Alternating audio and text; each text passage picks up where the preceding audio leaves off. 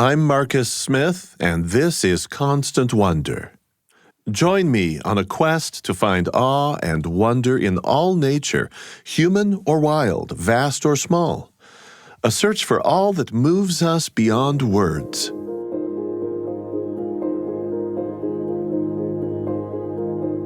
Death is near, but so are loved ones.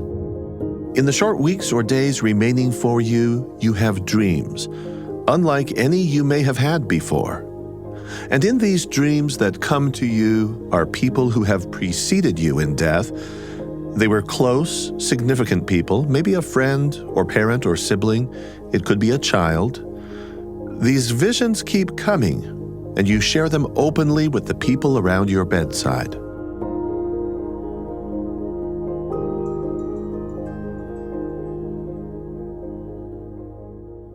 Now, even if you're not actually terminally ill, one day you could be, and you wouldn't be the only person to experience such dreams and describe them to others before closing your eyes for the last time. I'm talking about a phenomenon that is surprisingly common and in recent years has been well documented.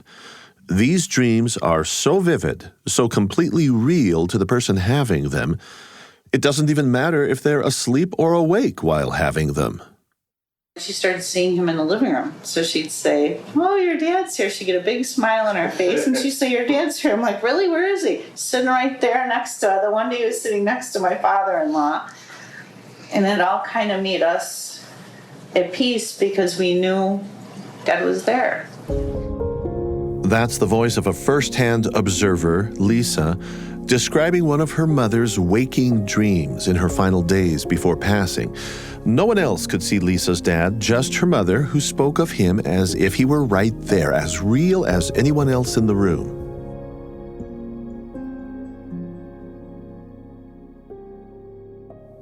Christopher Kerr has conducted riveting research about all of this. We're going to get to know his story, too. Kerr is a medical doctor and CEO and Chief Medical Officer at Hospice and Palliative Care, Buffalo, New York. Terminally ill patients frequently have what Kerr calls end-of-life experiences. These experiences seem to provide comfort to the dying and their families alike, often giving rise to profound emotional or spiritual growth in the patient. And here's the part about dreams. These end-of-life experiences often include seeing or talking to or interacting with a loved one who has already died. Dr. Kerr says that experiences like Lisa's and her family's can profoundly diminish our fears about death and dying. These patients will often experience a transformation of perspective and perception, he says. Their loved ones and doctors, close as these people are to the patient's transformation, well, they often become observers of what Kerr has called an unlocked soul. His research is featured in his book, Death is But a Dream, Finding Hope and Meaning at Life's End. There's actually a lot that doctors can do and should do to be part of these transformative experiences. And Christopher Kerr has lent an able hand in the ongoing effort to fundamentally rewrite the role of medical doctors who are present at life's closing scenes. How did Christopher Kerr come to know or care about any of this? What's his backstory? Well, throughout all his medical training, he never set his sights on hospice work or palliative care, not at all. In fact, his residency and a subsequent fellowship, these were calculated to launch him into cardiology. But during that fellowship, things took an abrupt turn. You know, the old Robert Frost thing that two roads diverged in the woods. Help me if I'm oversimplifying this. It comes down to you sitting down and reading the newspaper and seeing a help wanted ad? Yeah, that's it. I didn't sit down. I was restless. I couldn't sleep.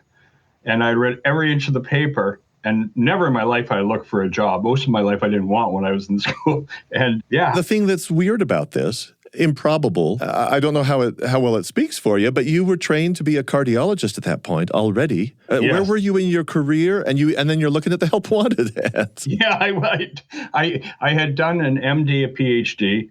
I had done my residency in internal medicine, so I was in my cardiology fellowship. And I have some daughter with some challenges, so my wife was unable to work. So I was always looking to moonlight. And it was scarce. And I know I just had read everything in the paper and there was an ad for a doctor. And I thought, well, that's weird. Yeah, I would say so. This is not the orthodox way of a doctor taking a job, is it? No, no. And I started part-time just working on Saturdays, really having no clue what I was doing in hospice. No clue what you were doing in hospice. Would not a doctor have at least one or two clues about that? Tragically, no. The time I trained, this sounds harsh, but there was essentially, we were guilty of abandonment of the dying patient in a training center. The idea was we were so focused on curative aspects of disease interventions, what we could do to a patient, that when there was no longer anything to do for them, we actually signed them off of our residency service because they were no longer teachable to us, which is a shame. When they needed us in form of presence most, we abandoned them. So no, I actually had very little experience.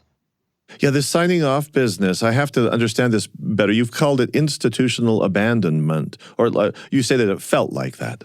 Yes, it did. It did, because you're going along this journey and there's something in that very sacred dynamic between doctor and patient that shouldn't end when you can't gain something from it on your terms. You should be there for them. And patients tell us that all the time when they come from a cancer center where they've gotten an incredible amount of treatment. And then when they're no longer deemed curable, right, they're saying, you go home. Even our economy of healthcare is predicated on a billable act of doing. So you arrive at the hospice facility, part-time work for you. I even understand there was a time when you were interviewing to qualify for the job. Quite a thing. I think you asked the interviewer, what is the best temperament that a person has to have in order to do this kind of work? Oh, yeah. Yeah. Righteous indignation. Yeah. Elaborate on that for me. Why would that be a qualification? The gentleman I was talking to is an interesting fellow. His name's Dr. Robert Milch. He was the most important man in my life. He was my mentor.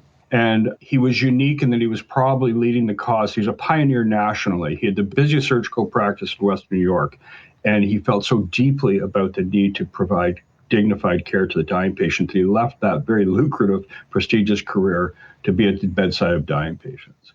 So in those days, unlike today, this work was rooted in cause and advocacy. And it was a rebuttal to traditional medicine, which was giving unacceptable care and comfort to those who needed help at the end of their life.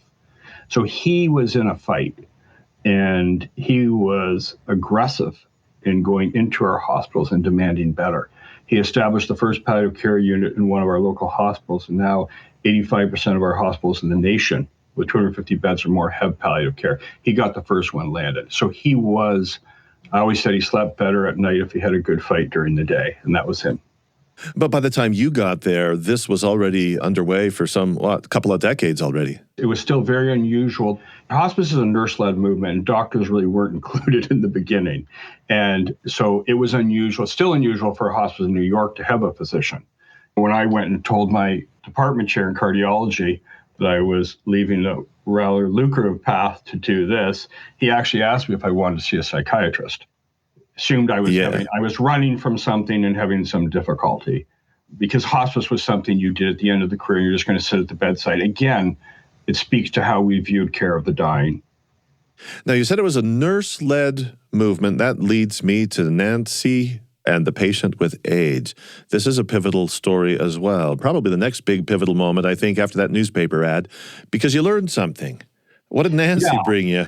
Well, I was completely disarmed outside of a hospital, out of place, out of context. And for the first time, I found myself just having to be present. I've always had trouble with people who had unfinished younger lives who were dying. And he was in his 40s, and he was alone. I thought maybe we could buy him some time with various interventions like IV fluids and antibiotics. And so I went into the nurse's station and made the pronouncement that this is what I wanted to do, because I think we could buy him some time. And Nancy, who's a very hardcore nurse, didn't even look up and just said, "No, he's dying." And I said, "How do you know?" He said, "Well, he's seen his mother." And I remember thinking, this is the most ridiculous thing I'd ever heard. And I said, "Well, I don't remember that class from medical school." To which she replied, "I think you missed a few." So it was really people like Nancy who brought me closer to the bedside and understood that all that needed to be seen wasn't in this subjective space. It wasn't measurable. It wasn't concrete. That the patients had a say and they had an inner experience that I didn't understand. So this inner experience that is subjective that the patients have is something then and that Nancy introduced you to? You hadn't thought about this before? Well, if I'm to be very honest, I just had tried my whole life to forget it. When he was just a boy of 12, Christopher Kerr stood at the bedside of his dying father. Now, one of the things that this father-son duo loved doing together was fishing in northern Canada. And as Kerr's dad lay there succumbing to cancer, he started interacting as if the two of them were once again getting ready to go on a trip. He was trying to fix my buttons and get me ready to get on a plane. And that's the last time I saw my father. He may not have had, expressly speaking, a dream. He was talking to you, wasn't he? Mm-hmm. Well, but he was busy in his own mind, and I just happened to be there, I think, and he focused on me. I find it comforting to think that, and this is so important, because as we in health project at the end of our lives, you can't help but go to fear and apprehension. But when you see this play out and you see he's actually secured somewhere else where he's reliving some of the best parts for having been alive. He talked about fishing with you? Yeah, which is our highlight of our year every year. That was our time together. And it's not random. I mean, that's where he went. That's what mattered to him and to me. But it was obviously through a 12-year-old's eyes, it was hard to see your father other than fully intact and aware and interactive. And to be honest, what happened was the priest grabbed me and rushed me out of the room. So that was my last recollection. So I kind of went full circle. I went into very interventional curative medicine, and then here I end up back and confronted with what I had seen in my childhood. You were the fifth generation in your family to practice medicine. It's almost like it was the family business. So do you sort of think that you may have inherited this assumption that doctors are there to intervene and cure, not just sit by and comfort as though there's nothing left to be done for somebody? Had all the doctors in your family thought that way? Less so in earlier generations. It's something we've lost. As we've evolved in our technology, we've become very self-enamored with what we can do and image and measure. Older doctors' presence was part of the job. Presence. What do you mean by that? The idea that there was inherent therapeutic value in being there for someone, even in the absence of being able to do anything to them. That non-abandonment had value, and that bond between physician and patient didn't have finish lines that there are today. Well, I'd like to now turn our attention to end-of-life experience as a term. And maybe the best way to kind of define what this is with an example. I've got a clip to play from a patient at Hospice and Palliative Care in Buffalo. This is a woman named Jeannie describing a dream she had when people came streaming by her bed on both sides, some on the right, some on the left, and they were all friendly, and they would touch her on the arm as they went by. This is what she's seeing. And the people on the right, those were the people she didn't know.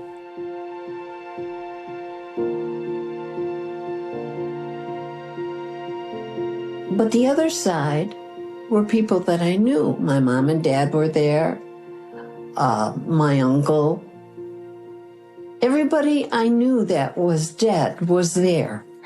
And they passed and did the same thing. So you knew this woman? Yep. Mm-hmm. And you filmed her?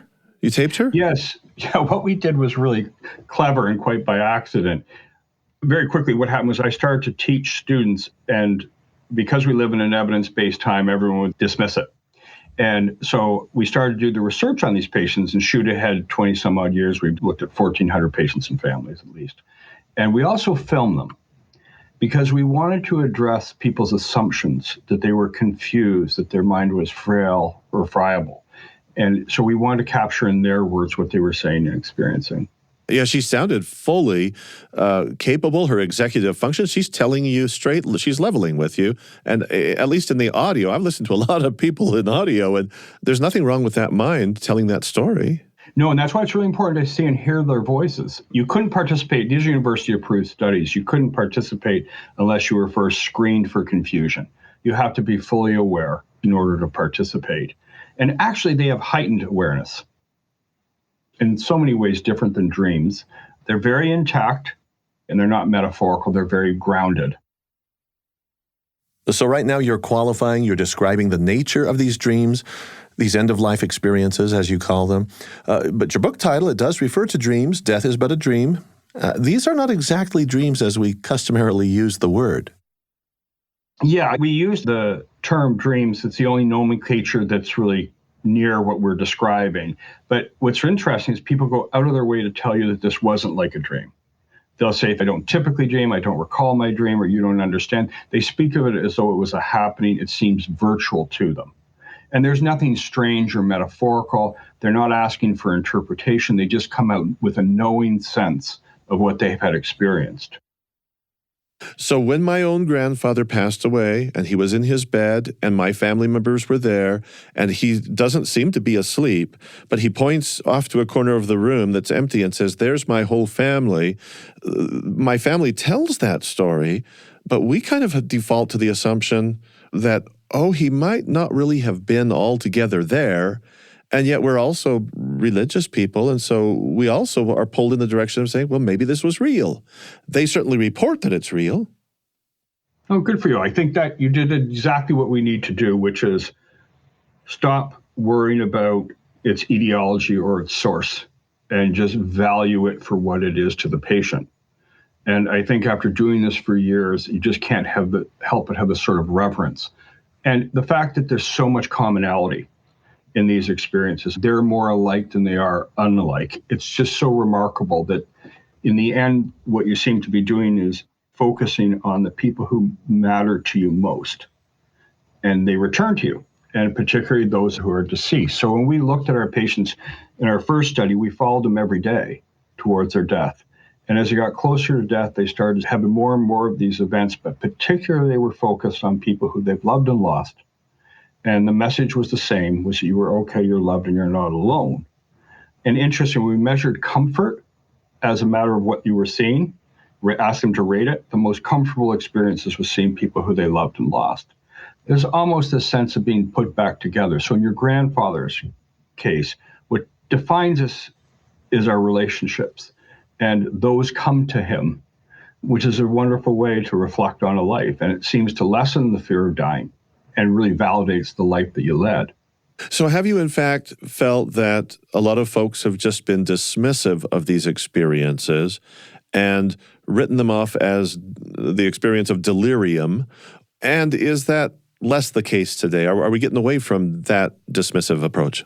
Yeah, it's easy to put this in this black box because we have to label or define or diagnose, and where there's a tendency to devalue one's inner experiences. I think we all have that bias, at least I certainly did.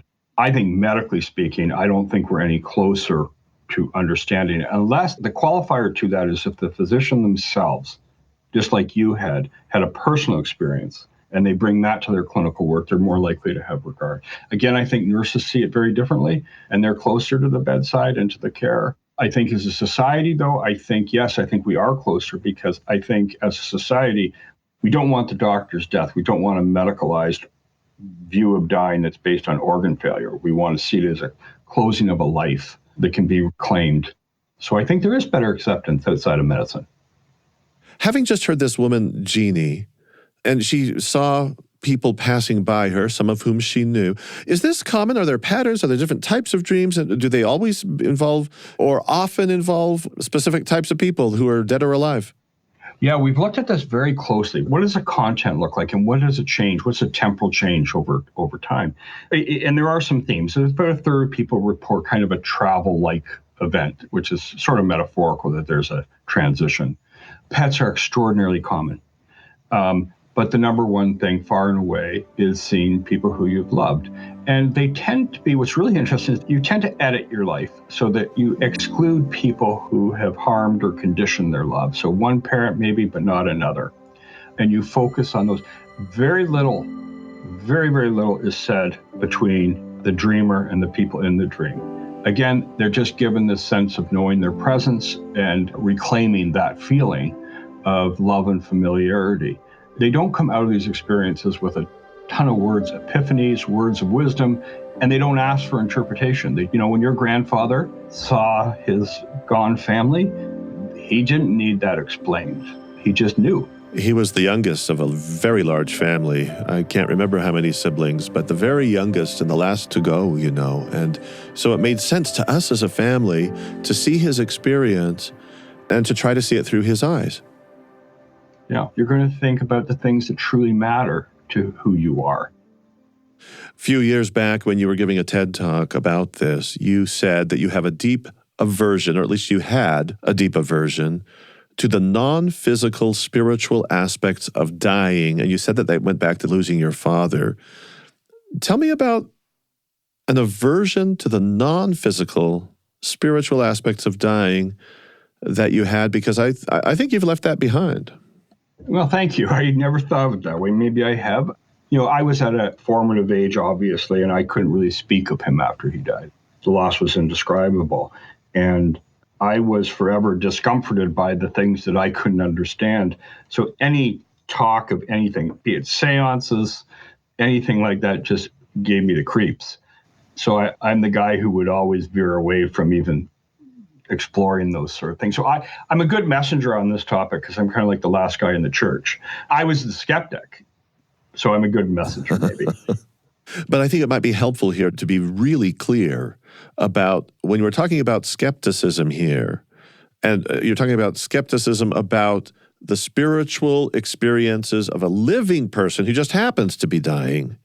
And this spiritual experience comes just before the end. We're not talking about all those stories of near-death experiences where people die and say that they get a choice and they come back, they flatline. We're not talking about that, are we? No. We're just viewing the dying process as a mystery and a wonder onto itself without projecting into or extrapolating or interpreting what happens. And just as a matter of fact, I'm not an expert on near-death, but these are qualitatively completely different. Our patients are dying. The time for therapy is over. They don't have to feel the need to message anything or do a redo or anything like that. There's no work involved. Where doesn't sound what's happened with near death. Yeah.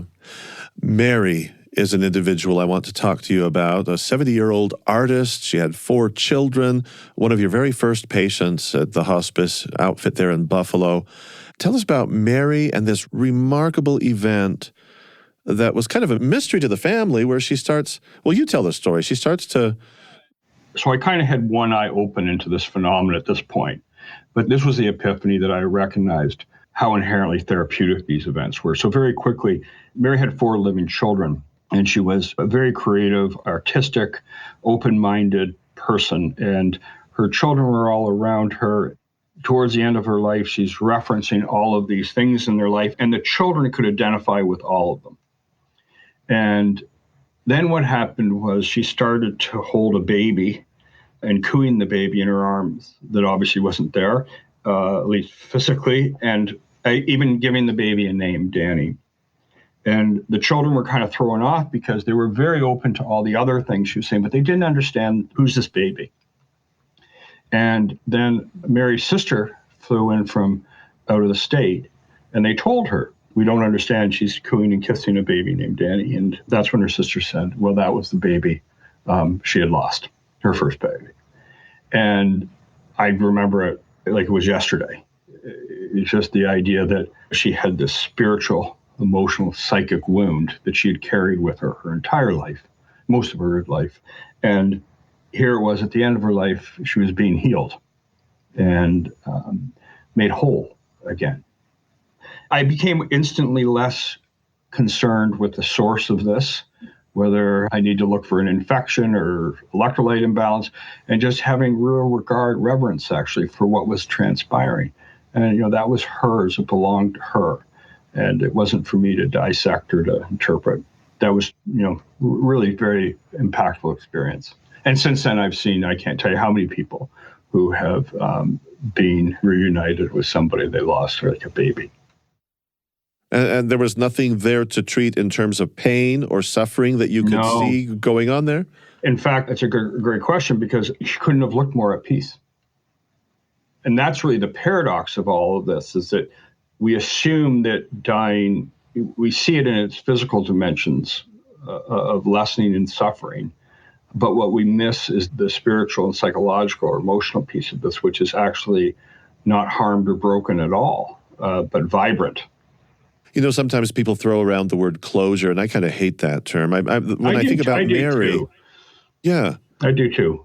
Yeah, well, it seems like a better way to approach this is that in this end-of-life experience that may involve dreams or visions that some people might write off as delirious, that if we allow the space for that just to proceed and be there, that there can be some really salutary benefit to the individual. Well, growth is a term that you have used in this stage. We don't think in those terms. We don't think that a dying person will suddenly have some significant personal, emotional, or spiritual growth. I'm glad you brought that up. We published 7 or 8 papers. I think our most interesting paper looks at this idea, is that this paradox, despite the physical decline, could you be growing? And we did a study where we used a measurement that's used for something called post-traumatic growth. The idea in a negative or harming experience that there could be positive gains. And people who were having these experiences scored high in every measure, that they were gaining insight and understanding even as they were dying. So the best way to say it is that they didn't stop living because they were dying. They actually were doing important living while they were dying. And beside the facade of the physical form, there was something deep and pretty wondrous happening to these people, like Mary. And it's measurable right into the last days of life. Dr. Christopher Kerr is author of Death is But a Dream, Finding Hope and Meaning at Life's End. It's one thing for a layperson like me to read up a little on the research done by Dr. Kerr and his associates on end-of-life experiences. But do you remember earlier in our conversation, back when we were talking about his mentor, Dr. Robert Milch, there was more than just casual mention of a medical system so ossified that it really deserved to catch a little righteous indignation. Well, as things stood back then in the system, palliative and hospice care were clearly stepchildren, or even worse, not worth a second glance, perhaps. So how have Kerr's studies and findings of 2 decades now, involving video recordings of 1,400 patients, how has this been received by the medical establishment? Any substantial traction there? I'm Marcus Smith, and you're listening to Constant Wonder.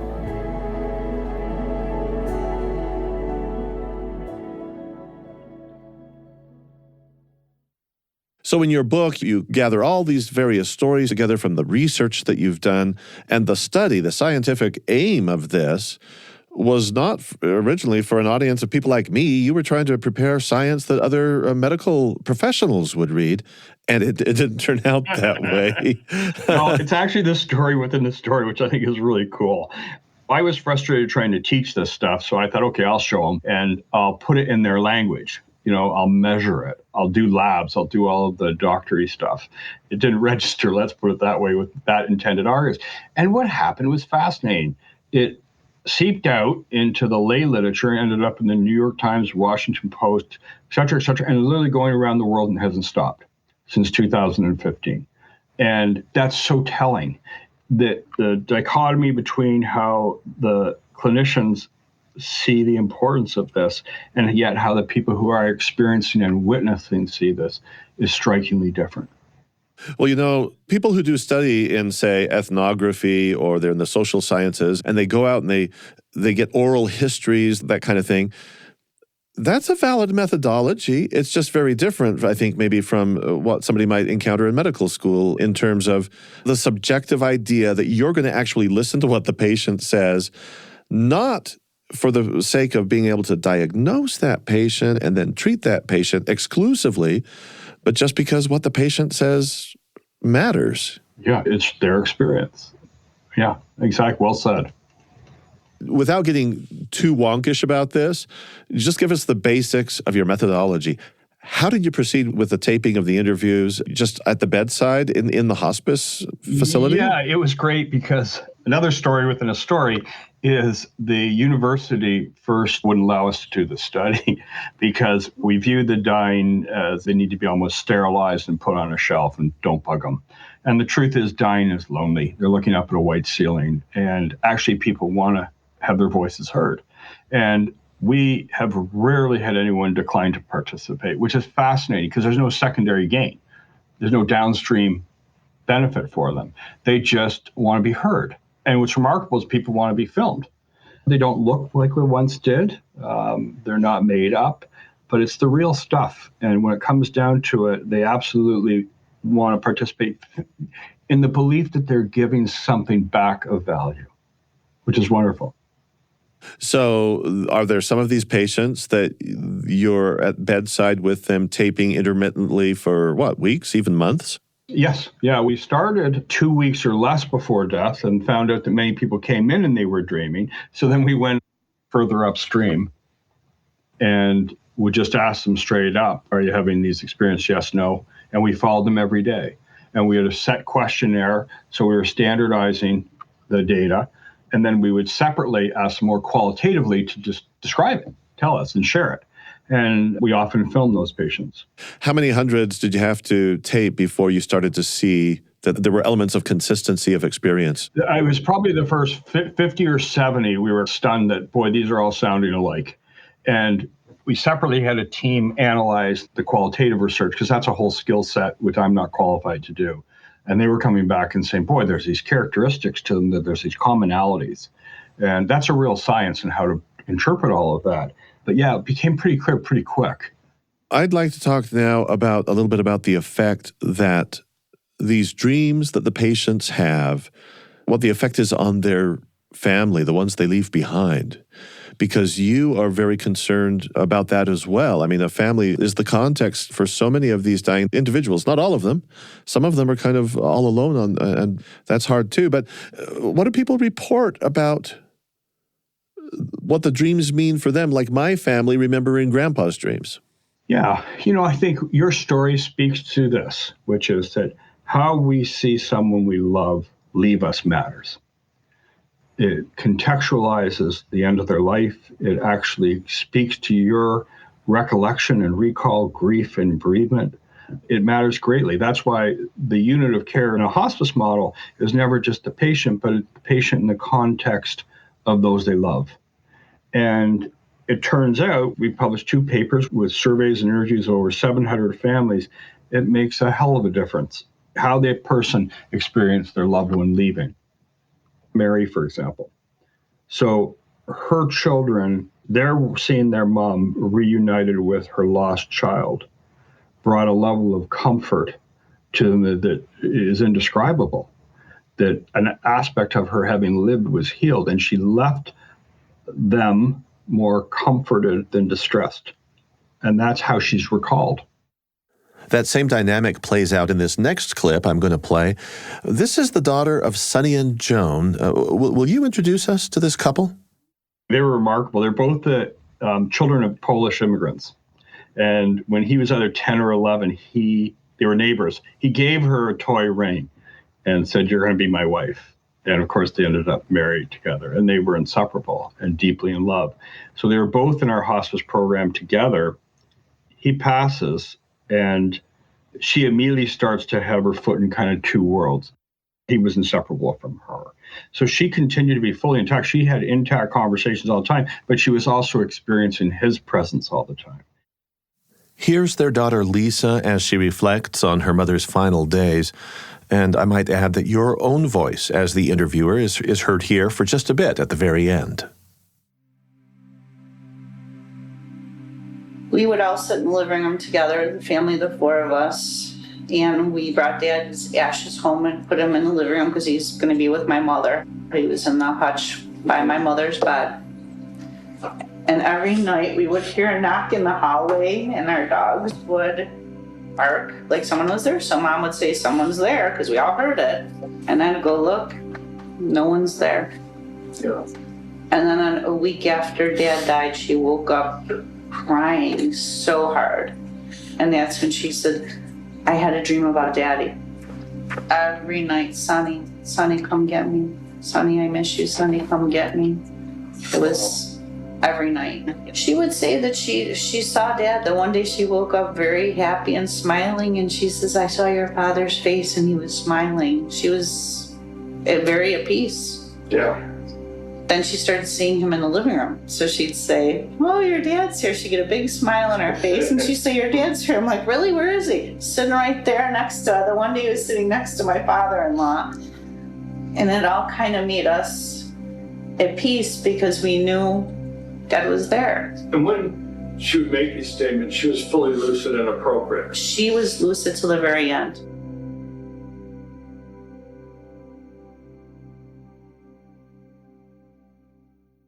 We have to talk about the dying who are young. Let's just jump right to our next audio with the mother, Tammy Bailey, who lost her daughter Sierra. Sierra was 28 when she passed, and somebody there appeared to her as well before she died. Her grandfather being there, of course, made it a lot more comforting for her. I think had Sierra not had those visions, I think she would have been more frightened. I think she may not have had that, I don't want to say easiness, but I think she would have been more compelled to vocalize how frightened she was. But knowing that he was there for her, it made it very much easier for me because I knew she would have him to be with and he would take care of her. It does help me process the loss because I believe they visit us, both of them. You know, I think, things happen for a reason. And yes, she's not in pain anymore. And she's back to her healthy, playful, joyful self, And he's there to watch over her as he did here. You must have a good manner with these people because they just open wide open to you, don't they? They do to the whole team. They're intensely processing, but what's different at this stage and within this situation is how open and honest people are, like her. So that was truly remarkable. What happened was Sierra had a very rapid disease progression. Unfortunately, she was misdiagnosed for a long time. She had an infant and was about to get married, and then she's dying. And we were having a great deal of difficulty getting her to recognize, let alone accept where she was at. And then the family couldn't. And we were worried about her siblings getting counseling, etc. And then one day we were all in her room and another doctor asked if she was having any dreams or whatever. And she starts talking to her grandfather. And when we asked her, what does he say? He says that he loved her. He was so proud of her. And you fought really hard, but this is where you're at. And everything changed. So it turned out that we were having one conversation with her and she was having these other conversations. And just opening that allowed for a different level of acceptance. And the mom pivoted at that point. She understood better than we could ever explain to her. Her grandfather, who was very close to her in life and had helped raise her, was actually with her in some way. And she left us at peace. But it was a pivot. I was just thinking about the word pivot because that seems to be fairly characteristic of these stories that you share and that emerge from the study, from all of your interviews with not just the family, but the patients themselves. Yes. And I think it's what we get wrong about dying is that we're so intrinsically built to fight, to live, but there is a point when people reach some level of acceptance and they have a different path they go on, like Sierra. And that's the pivot point, I guess. Speaking of pivots, we don't want to imply here that all of these dreams, visions, end-of-life experiences are rosy and comforting. The research done by Dr. Kerr reveals that nearly 1 in 5 patients describe their experiences as distressing. And I asked him if this complicated his conclusions. He said that at first they were very concerned that these upsetting dreams were making dying a more painful experience for people. We got it wrong because we associated distressing with just negative value. And actually, those are the most transformational, impactful experiences people have. Well, now you have to tell us the story of Eddie. What a character, the way you describe him. 69 years old, formerly a police officer. He had advanced lung cancer. What did Eddie do that you and your team observed? What was the course of his condition, and how did that play out? Because he's in this category. You die as you live. And he was a rascal. He was the dirty cop, in his own words. He had planted evidence. He had beaten people. He was a heavy drinker for most of his life. He had been unfaithful and divorced multiple times. And so he was also rooted in deep Catholic upbringing. So he was overwhelmed with a sense of grief and loss. And what actually happened was a New York Times reporter came and wanted to interview patients. And we said, well, why don't you meet Eddie? I didn't know the story about it. This is a nurse just introduced them. Of course, he broke the mold. He wasn't your poster child. He was not your poster child. No, he's not your poster. There's not a lot of redeeming qualities in his experience, but he was cathartic all the time. He wanted everyone to hear. It was kind of his confessional. So you walk by him and he told you the nasty thing he did to so-and-so and so-and-so. He was very blunt with this reporter, and the reporter came back really quite stunned because there's nothing nice about this guy's experiences because he was reliving in vivid color all that he had done wrong. Until the end. Major shift in his approach to this all. Yes. Something happened, and is he the fellow who then went asleep for a long stretch, something like 36 hours, and then came out a different guy? Yeah, he knew his death was approaching, and he had escalating distress because he thought he was going to hell. And again, he couldn't shake his religious upbringing. And his kids were terribly worried for him. But after Eddie was seemingly tortured by all that he had done wrong, he slipped into a long sleep for a day and a half. And when he woke up, he was, as Kerr writes in Death is But a Dream, inexplicably euphoric. He started calling his relatives and telling them he loved them, saying final goodbyes. He arranged for a final confession with his former priest. This U-turn toward religion shocked his daughter. In these moments when Eddie told his family that he was about to go, he was no longer terrified by what might await him after death. He had found peace. He was reassured he was okay. In the parallel experiences, we had a drug dealer, so we had a cop and a criminal around the same time. And the criminal had done some pretty nasty stuff, and he dreamt that he was being stabbed at the site of his cancer in his neck. Dr. Kerr is referring to a patient named Dwayne who had lived a life full of drug abuse and criminality. It's a way of life that his daughter Brittany had unfortunately also fallen into. When Dwayne was in hospice, Brittany was serving a prison sentence. Dwayne became deeply depressed. He thought he'd never see her again and felt he needed to make amends to her. Dwayne's doctor, Megan Farrell, successfully petitioned to get his daughter Brittany out of prison to be with her father in these final days. I came through the front door, and when I turned the corner, like he was just walking with his walker, and I said, "Hey, old man." And it was like, I guess he heard my voice and he just like froze and like stuck, and he lifted his head up and he moved that walker and he snatched away from her and he just started walking towards me all fast. And we just stood there for, I want to say like 3-4 minutes, and we just cried. He just kept saying like how sorry he was and like he didn't mean it. And I just told him, don't worry about it. I'm home. You know, I don't even care about that. That was the longest I actually really ever hugged my dad, ever in life. Like I've hugged my dad all the time, but standing there hugging him for that long again. Fill us in on this family story. Yeah, so what had happened was, despite spending most of his life in jail and out, he was actually a delightful, highly intelligent, and humorous guy, but he didn't live in regret.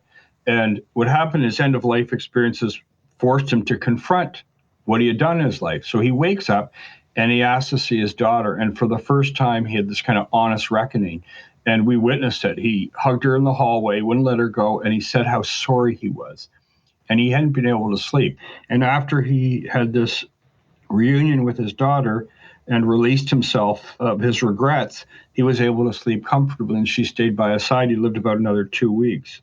It goes back to what I was saying earlier and what we got wrong, in that these discomforting, distressing dreams are so often the most impactful and transformative ones. It's not all rainbows and birds singing. Don't deny the life that was led, but they bring about a change. And that's particularly true with our veterans, for example, with PTSD, that they've carried their whole life and they're released of it at the end.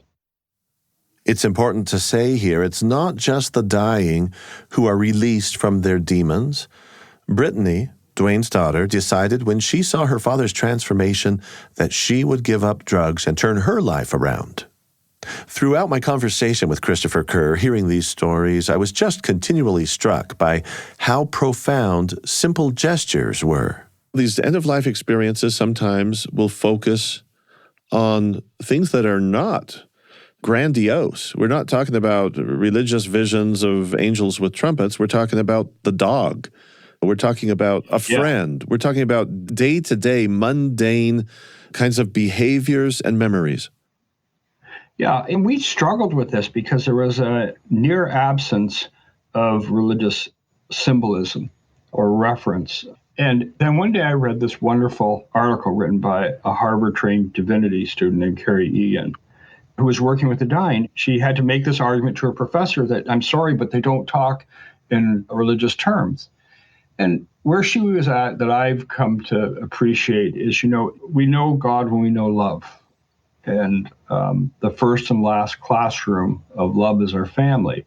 And that's where it begins and that's where it ends. This idea of loving and forgiving are the central tenets of faith. And that if you invert the equation, it's actually the predominant themes of these experiences. So we don't talk in terms of mosque or church or synagogue, but the real stuff. Is there something to be gained for somebody like me who, as far as I know, I have no terminal illness and I have many, many years ahead of myself and I'm not hanging out around a hospice facility?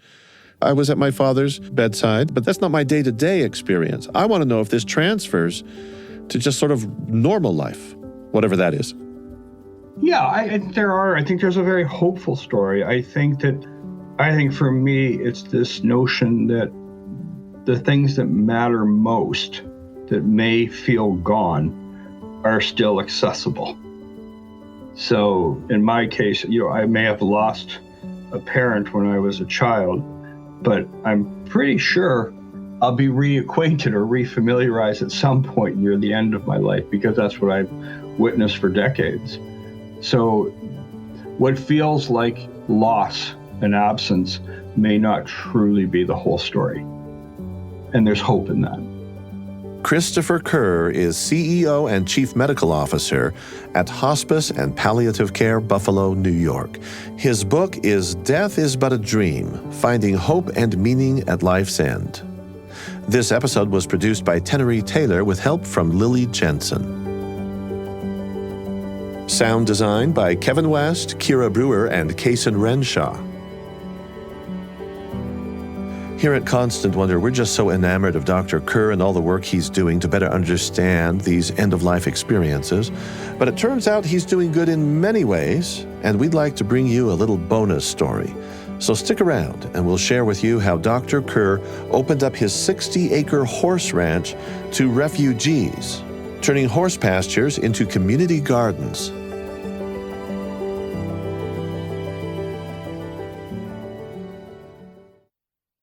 Christopher Kerr is the kind of person who, when he sees a need, he tries to fill that void. We've seen that in how he's changing the way people think about dying. Well, we found out about another time when he saw a need and pitched in to make people's lives better. Here's a story about the Providence Farm Collective. It's no secret that you are a friend to horses. Did I get that right? Yeah, I've been in the fellowship of horses my whole life. Yep. Yeah. And so what is this Providence Farm Collective, and where is it situated, and your involvement with it? Sure. It's a wonderful story. I'm very fortunate to live on a working horse farm, and there's 60 acres. And many years ago, somebody who was tutoring our refugee community asked them what they needed. And what they needed was access to good food that they could grow. They came originally from an agricultural background. Many of them had been in UN concentration camps in various parts of Africa, and they were living in food deserts and seeing their kids eat unfamiliar and not necessarily nutritious food. So we started off by giving them just a paddock. And a long story short, over the course of 4 years, it grew to about 250, 300 families from all over the world. And it's probably one of the more larger, comprehensive farming communities with refugees. So is this purely sort of a humanitarian gesture on your part, making this land available? And do you get to rub shoulders with them? Yeah, they're my friends. They're in my backyard. And it's a bittersweet story. They were so successful at doing this that they actually garnered a great deal of attention and a significant amount of funding. And in the 5th year, we're able to purchase their own farm. So now they're the owners of their own land, and they come from our inner cities. They each have various lots and acres to farm. And it's a very comprehensive. So there's business development programs. They're tied into the food distribution network. It's an ecosystem within itself. And it's just a remarkable, if given the opportunity, remarkable can be achieved. So has your land then reverted to a paddock?